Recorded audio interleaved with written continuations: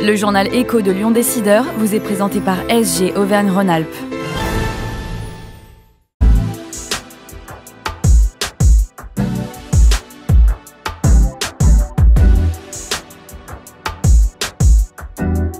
Bonjour et bienvenue dans le journal Écho de Lyon Décideur. J-100, le décompte officiel avant l'ouverture des Jeux Olympiques et Paralympiques de Paris 2024 a commencé.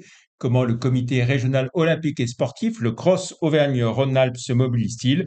On en parle avec notre invitée aujourd'hui, la toute nouvelle présidente du CROSS, Marie-Christine Place. Bonjour. Bonjour. Merci d'avoir accepté notre invitation. Alors, toute nouvelle et toute jeune, on a souvent l'image de seniors qui occupent ces postes départementaux et régionaux à la tête du CROSS et des comités départementaux. Vous êtes la preuve qu'il y a place pour des jeunes.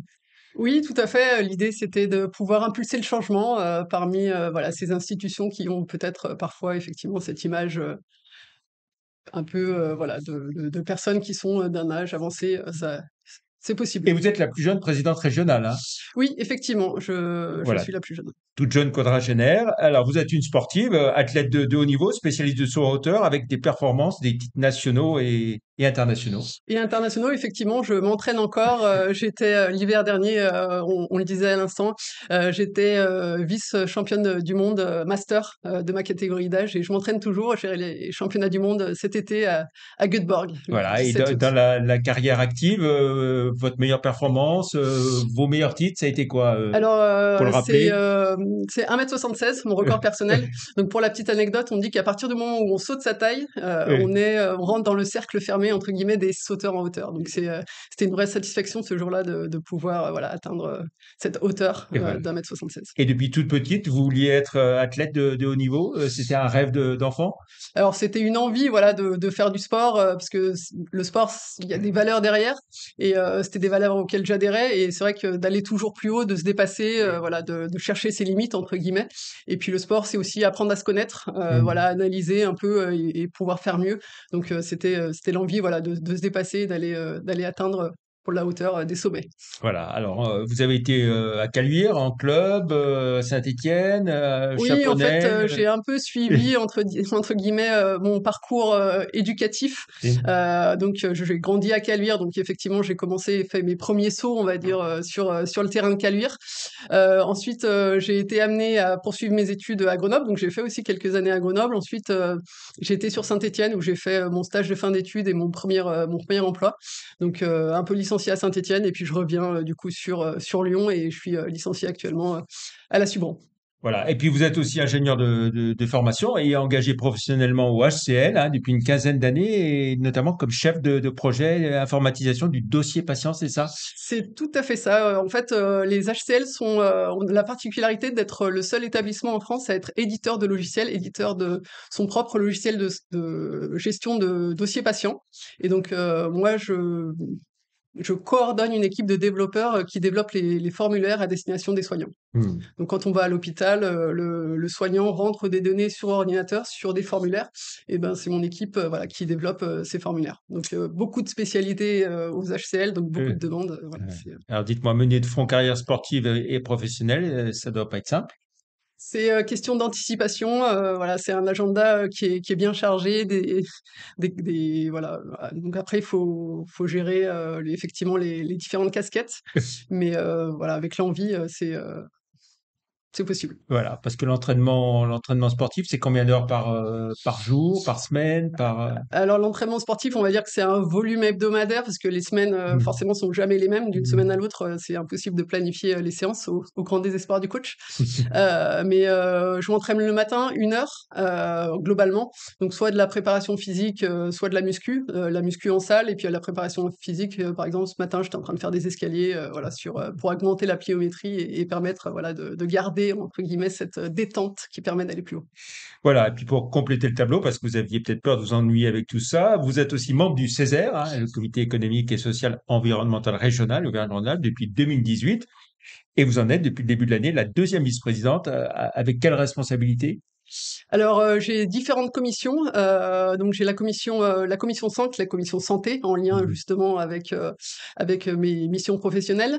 J'ai la commission 7 qui est la commission sport, culture, éducation populaire, donc en lien avec un petit peu mes missions au niveau du comité régional olympique. Et puis la commission 10, la commission finance et la section industrie. Voilà. Donc je suis les différentes commissions au niveau de cette présidence. Et ça aussi, ça vous occupe beaucoup? Ça prend aussi un peu du temps, effectivement, mais c'est aussi intéressant et ça permet voilà, d'avoir une vision globale sur beaucoup de sujets, donc c'est passionnant. Alors, on en revient aux Jeux olympiques de Paris 2024, olympiques et paralympiques, bien sûr. Pour une athlète comme vous, avoir les Jeux chez soi, dans son pays, c'est une immense fierté, un immense bonheur, C'est j'imagine. une immense joie, c'est une immense fierté. Effectivement, pour moi, l'olympisme, comme on le disait, c'est vraiment des valeurs, c'est un esprit. On a la flamme qui s'est allumée là dans la semaine. Elle va traverser notre région. Voilà, c'est tout ce symbole-là. Et c'est vrai que d'avoir les Jeux à la maison, c'est une vraie fierté, notamment aussi pour tous les athlètes qui se préparent pour ce rendez-vous vraiment d'une dimension immense, quoi. Donc, c'est vraiment. Alors, est-ce que la population, selon vous, s'est bien approprié les Jeux ou est-ce qu'il y a encore une certaine distance, méfiance ou une inquiétude qui domine avec des polémiques à répétition? Alors là, on arrive justement sur le J-100, donc là, on sent une certaine excitation, puisqu'on est en pleine préparation. Il y a beaucoup de collectivités qui sont rentrées dans les Jeux et qui célèbrent justement, qui commencent à faire des célébrations. On avait la semaine dernière, du 2 au 6 avril, la semaine olympique et paralympique, et beaucoup d'écoles aussi se sont mobilisées, ont mobilisé les jeunes justement pour faire connaître cet Mmh. événement-là, pour diffuser les valeurs. Donc je pense que chacun commence à Mmh. s'approprier, que ce soit dans les écoles, que ce soit au niveau des collectivités. Je pense qu'il y a vraiment un engouement Mmh. autour de ces jeux qui seront Mmh. vraiment une grande Mmh. fête populaire. Voilà. Et puis on peut dire que ce sera aussi un peu des Jeux lyonnais parce qu'il y aura des matchs au grand stade de Dessine, hein, Complètement, on aura 17 matchs. dont on donne le naming, le temps des Jeux. Oui, le temps des Jeux, c'est voilà, c'est très très précis, mais on aura 17 matchs en région, on en aura 11 sur la région lyonnaise et 6 à Saint-Étienne. Donc c'est vrai que ça permettra aussi de célébrer ces Jeux et de Mmh. pouvoir assister justement à des Mmh. épreuves olympiques. Mmh. Donc c'est vraiment un avantage aussi. Alors, comment le cross Auvergne-Rhône-Alpes hein, se mobilise? Vous avez évoqué le passage de la flamme olympique, hein. On a vu Laure Manodou faire le deuxième relais Tout à fait. en Grèce. Qu'est-ce qui est prévu en termes d'animation? Vous-même, vous allez porter la flamme? Oui, alors j'ai la chance de pouvoir, et l'honneur et la «fierté» entre guillemets, de pouvoir porter la flamme, le 23 juin, en plus le jour de la journée olympique. Donc c'est vrai que c'est tout un symbole, pour moi. Je vais la porter donc en Haute-Savoie, le 23 juin. Et puis, pour revenir donc, au niveau du cross, donc on a plusieurs actions pour justement toute cette animation autour des Jeux. On a eu beaucoup de temps forts, notamment pendant cette semaine olympique et paralympique, où on est intervenu dans les écoles. Je suis même moi-même intervenue dans 3 écoles pour justement diffuser ces valeurs olympiques et paralympiques, hein, parce qu'il ne faut pas aussi oublier Mmh. toute cette dimension Bien sûr. paralympique. Et puis donc un temps fort au niveau des jeunes. Et puis aussi on a tout on va dire des temps de célébration. Le 31 mai, 1er juin par exemple, on va animer tout un temps au niveau de la Part-Dieu, du centre commercial Westfield. Donc en lien justement aussi avec nos comités régionaux et nos ligues. Et puis on a aussi un temps fort qui aura lieu le 23 juin sur la place Bellecour, justement en lien avec la journée olympique. Donc avec notre partenaire l'OSL, on va voilà permettre de faire des Mmh. initiations, des démonstrations, et ça grâce à nos ligues et nos comités régionaux Mmh. qui se mobilisent. Mmh. Alors, est-ce qu'on arrive à savoir combien de sportifs, c'est peut-être encore un peu tôt, de la région vont participer aux Jeux olympiques et paralympiques? Alors c'est un peu tôt parce Oui. qu'effectivement il y a beaucoup de disciplines qui sont encore voilà dans le process de sélection, mais malgré tout on a déjà 60 personnes qui sont sélectionnées et parmi ces 60 on a un athlète de la région et c'est Maxime Thomas, voilà, Mmh. en tennis de table paralympique. Voilà, Donc il faut bravo attendre, et il félicitations à lui. faudra attendre début juillet, je crois, hein, pour Oui, avoir la c'est liste début juillet complète. qu'on aura la liste et le 12 juillet qu'on aura aussi le nom du porte-drapeau. Voilà, un pari sur qui le sera, Qui non? qui se alors qui sera à Paris effectivement aussi, pour porter ce drapeau et ce sera aussi, pour lui ou pour elle, voilà, une grande fierté, de Alors, après Paris 2024, il y aura un autre rendez-vous olympique qui se profile, et dans la région complètement, cette fois-ci, hein, les Jeux d'hiver 2030, avec la candidature des Alpes françaises 2030, région Auvergne-Rhône-Alpes et Provence-Alpes-Côte d'Azur. Le verdict est en juillet, mais on sait qu'il y a une seule candidature retenue par le CIO désormais. Oui, nous sommes les Alpes françaises, effectivement, restent les dernières en lice, donc on a bon espoir, hein, on est un peu serein, mais malgré tout, voilà, il faut attendre cette annonce pour officialiser cette candidature. Début de semaine prochaine, on a la commission haute du CIO qui vient voilà, visiter un peu les installations. Et c'est vrai que ces jeux, ben, on les veut, ça sera des jeux populaires aussi, des jeux inclusifs aussi, puisqu'on veut amener voilà, toute cette dimension du paralympisme. Et puis surtout, on veut que c'est des jeux d'hiver, donc qui auront lieu dans les montagnes, et on veut que ça soit des jeux durables. Voilà. Hmm.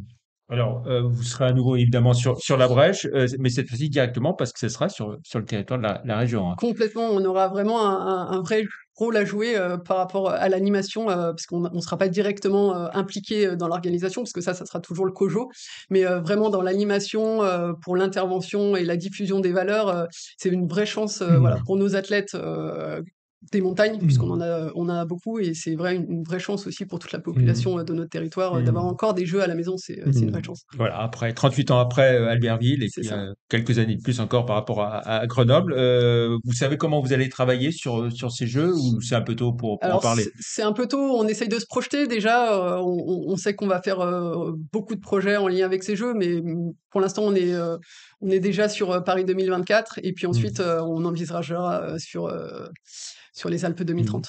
Hors Jeux Olympiques, quelle est votre action au quotidien, j'ai envie de dire, entre deux Olympiades, vous, Alors, comité régional nous, olympique et comité sportif? régional olympique, on essaye d'avoir une vision un peu stratégique et politique sur l'ensemble des projets en lien avec le sport.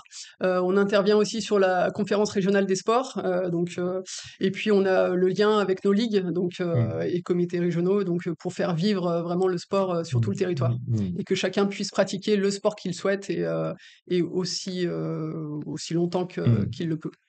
Justement, alors en tant que championne hein, et athlète de haut niveau, est-ce que vous estimez que la France prépare bien ses sportifs aux grandes échéances?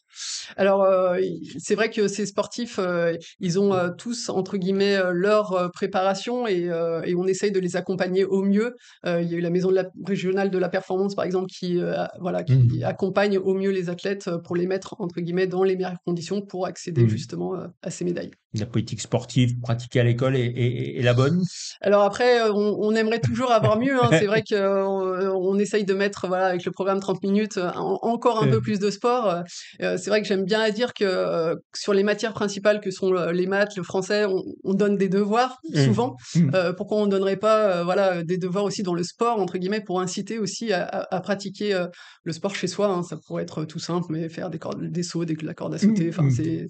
c'est aussi, des choses qui peuvent Mmh. se faire, Oui. Parce et qu'on parle souvent de l'organisation des rythmes scolaires qui laisse un peu moins de place en France que dans d'autres pays européens où la journée s'arrête quoi, vers 14h, 15h et puis après c'est activité sportive ou artistique. Tout à fait. Après, c'est on va dire un héritage culturel Mmh. aussi, mais on essaye voilà de pouvoir développer. C'est un souhait justement de pouvoir mettre plus de sport dans la vie des Français, et de faire du sport vraiment un élément de vie essentiel, et de pouvoir pratiquer autant qu'on peut.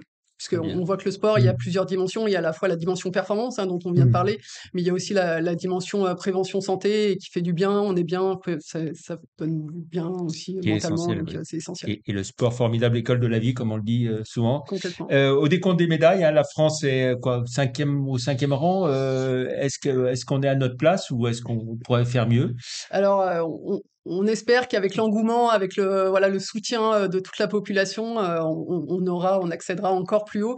Après, c'est vrai que le sport, hein, c'est difficile de prévoir, Mmh. voilà, la médaille, ça peut être, tellement, un instant, où on doute, et du coup, on passe à côté, donc mais ça peut aussi être l'inverse, l'étincelle qui fait qu'on arrive, alors qu'on n'était pas attendu, donc laissons place, aux athlètes, et Merci. verdict. Merci beaucoup, Marie-Christine Place, d'être venue dans le journal écho de Lyon Décideur. Marie-Christine Place, présidente du comité régional olympique et sportif Auvergne-Rhône-Alpes. Bonne fin de semaine et à vendredi prochain. Merci, au revoir. Merci.